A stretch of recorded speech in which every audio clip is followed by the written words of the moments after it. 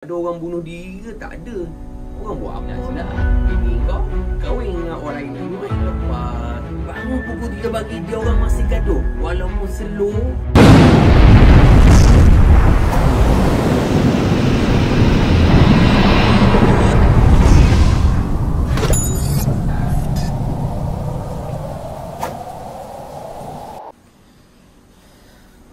Hai, Assalamualaikum guys.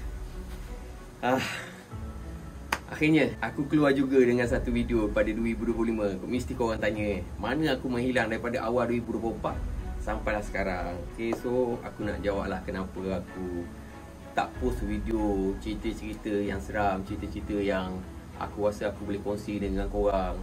So hari ni aku nak terangkanlah sikit lah kenapa aku mendiamkan diri. Pada awal 2024 aku punya YouTube channel aku digodam. Banyaklah kat dalam tu yang diubah, email, password aku agai dalam tu, account bank dan segala-galanya dalam tu diubah. Aku perkemas kini balik, tetap balik satu persatu. Aku ada post satu video sebelum ni tapi view dia tak naik. Aku tanya yang mana follower aku, dia kata tak nampak, tak sampai kat dia video tu. Okay guys, hari ni aku nak kongsi dengan korang satu cerita yang berlaku di sebelah utara sana. Negeri mana aku tak nak bagi tahu, tapi di sebelah utara aku menyertai satu pertandingan maraton. Benda ni tolong dengar. Kepada yang nak kahwin, yang nak mendirikan rumah tangga, tolong dengar. Kalau korang tak pergi kursus kahwin, korang dengar aku cakap ni. Tu seelok-eloknya korang pergi kursus kahwin, korang dengar ustaz bagi tahu sebelum terjadinya benda yang aku nak cerita ni. Okay guys, pendekkan cerita. Pada 2022 ataupun 2023, aku menyertai satu pertandingan maraton. Aku bertolak daripada Kuala Lumpur ke satu tempat ni, satu negeri ni sebelah utara dalam masa 4 jam. Aku bertolak daripada sini pukul 12 tengah hari. Aku sampai sana dalam pukul 4.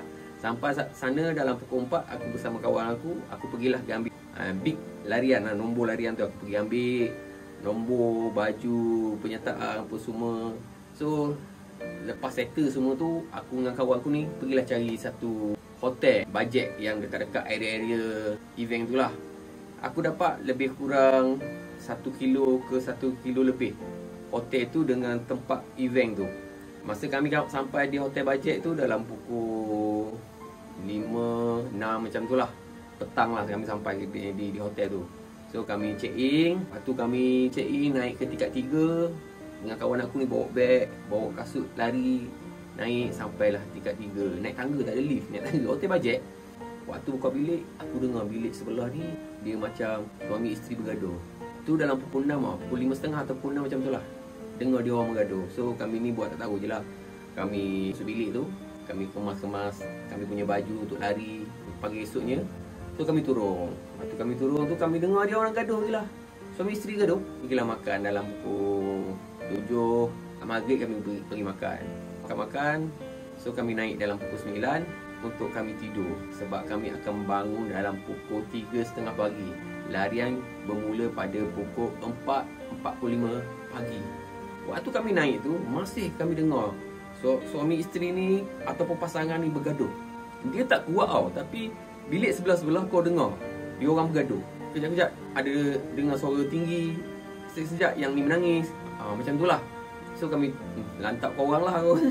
Dalam masa kami tidur tu, kami dengar lah dia orang gaduh. Yang ni tengking, yang ni nangis, yang nangis, yang ni tengking, yang ni diam. Macam tu lah. Aku cakap lah kat kawan aku ni, dia orang ni baru kahwin kot.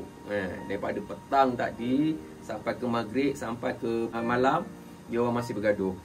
Aku beranggapan dia orang ni baru kahwin. Bangun pukul 3 pagi, dia orang masih gaduh. Walaupun slow, tapi masih ada. Macam macam tu. Menangis. Aku pun kejut member aku. Bangun-bangun, jom kita nak bersiap untuk pergi tempat event larian tu lah. Masa tengah-tengah pakai baju, aku punya usik lah kawan aku. Ni apa masalah dia orang ni? Daripada petang, maghrib, malam ni ke pagi masih lagi berbunyi. Apa masalah? So kawan aku ni bagi tahu kau tak payah menyibuk lah, tu pasal rumah tangga orang. Bukan menyibuk, jadi kita rasa macam yelah hotel bajet kan.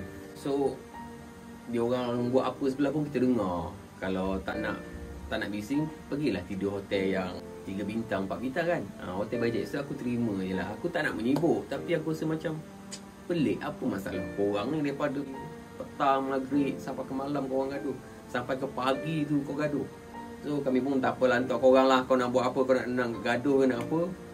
Aku dengan kawan aku pun turun lah daripada hotel kami tu. Kami berjalan kaki 1 kilo pergi ke tempat event tu, event larian tu. Kami start lari lah 21 kilo half marathon. Lari sampailah pukul 6.30 pagi sampai ke tempat Garisan Penama. Dia bergambar apa semua. Pukul 9 masih di tempat event tu. Dalam pukul 10 kami pergi makan dengan kawan-kawan lain. Dalam pukul 12 tengah hari kami pun mulalah berjalan kaki balik ke hotel kami. Tiba-tiba kami tengah berjalan, daripada jauh aku nampak dekat hotel kami tu, nampak satu lori bomber. Kat atas lori tu dia letak tangga tu terus ke bilik, ke hotel kami lah, duduk macam tu. Tangga dia atas lori tu. Aku cakap kat member aku ni, hotel kita ni terbakar ke? Asap tak ada. Kenapa? Ada apa ni? Oh, tak apa, kita tengok. Sampai ke depan hotel tu, aku tengok tangga tu terus ke bilik hotel tu. So kami kata, nak tengok ada orang bunuh diri ke? Tak ada. Orang buat apa ni? Aku masuk kat lobby hotel tu, tanyalah dekat cashier hotel tu kan, seorang perempuan yang jaga cashier tu. Tanyalah, "Dik, kenapa tu?" Dia senyum. Dia gelak, dia senyum. Aku tak kenapa. Yang pergilah naik sendiri. Aku dengan kawan aku pun naik sampailah ke bilik aku sebelah tu. Tengoklah bomber. Dekat luar bilik tu ada 2 orang, dalam bilik ada seorang. Dia tengah bercakap dengan pasal suami isteri tu. So aku ni bukan nak menyibuk, tapi aku nak tahulah kenapa ni. Member aku kata, lantak dia orang lah, masuklah kan. So aku ni masuk, dah aku keluar balik. Aku tanyalah abang bomber kat tepi pintu tu. Abang tu senyum sambil giling kepala. Aku terpelik, dia orang ni tak nak cerita ke? Masa aku duduk tengok, naiklah toke hotel. Dia cakap dengan bomber tu. So aku dengar lah, yang perempuan tu nak keluar daripada tikar, tak nak keluar daripada pintu. So aku dia pelik, kenapa perempuan tu nak keluar daripada tikar melalui tangga bomber dan tak nak keluar daripada pintu bilik hotel. So aku tak pelik ni. So aku pergi sekali lagi buat menyibuk. Aku pun tanyalah toke hotel tu. Aku tanya, "Bos, ni kenapa bos? Masa nak kahwin, pergi kursus kahwin, tak nak dengar, tak nak belajar elok-elok. Bila dia jadi macam ni, dah menyusah orang." Aku tanyalah kenapa. Cerita dia orang ni bergaduh daripada petang, malam. Tu ada satu masa tu, si laki tu bagi tahu, "Kalau kau keluar daripada pintu tu, aku cerai kau talak 3. Dia bagi tahu kat isteri dia, kalau dia keluar daripada pintu bilik hotel tu, dia ceraikan isteri dia dengan talak 3. Dia dah bergaduh malam apa semua. Dah nak check out pukul 12 tengah hari. Suami dia tak nak isteri dia keluar daripada pintu tu. So panggillah bomber, keluar aku ikut tingkap. Itulah cerita dia. So aku tu dia telefon orang tu, telefon orang ni. So bomber bawa lah isteri dia ni keluar ikut tingkap, supaya tak nak keluar daripada pintu bilik hotel tu. Kalau isteri dia keluar daripada pintu bilik tu, jatuhlah talak 3. Itulah cerita dia.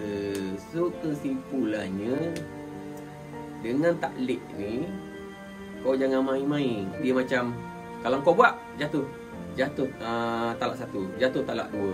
Kita bercerai. Macam tu lah. Dia macam berjanji lah. Taklid ni, sefaham aku lah. So cerita dia, kepada siapa yang nak kahwin, yang berpasangan, tolonglah belajar bab-bab macam ni. Janganlah kau berjanji, kau buat. Janganlah kau main cakap lepas. Kita sebagai seorang lelaki, belajar. At least sedikit pun tak apalah, janji kau belajar bab rumah tangga ni. Jangan main lepas je. Bila kalau tersalah cakap, silap-silap bini kau kahwin dengan orang lain dulu baru kahwin dengan kau balik, dah talak 3. Okay guys, itu saja cerita aku. At least kau orang belajar sebelum kau orang kahwin. Itu saja guys untuk video kali ni, insyaAllah aku akan update lagi video-video cerita-cerita yang terbaru, cerita-cerita seram. Ramai yang minta lagi cerita-cerita seram. So insyaAllah aku akan update dari masa ke semasa. Okay, jumpa lagi di lain-lain video. Assalamualaikum. Dari darjah 1 sampai habis waktu, dari rasa malu hingga jiwa aku buntu. Banyak yang terbuang untuk pelajaran. Cikgu bilang depan aku tak ada harapan. Masa hadapan gelap mula nak meragam. Jika dikenal mula tenggelam tak tentera.